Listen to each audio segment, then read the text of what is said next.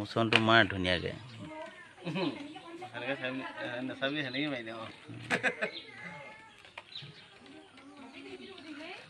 কেইটোপোলা বান্ধিবি চাউল দিয়া গোটেইখন ভৰাবিয়ে নেকিতো এই চাউলখন হে আৰু লাগিবহে কেইটা তুম ঠিক কৰিলি এই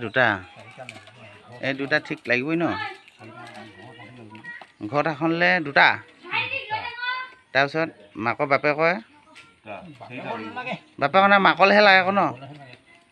মাকলে এখন তালৈ দুটা চাৰিটোপোলা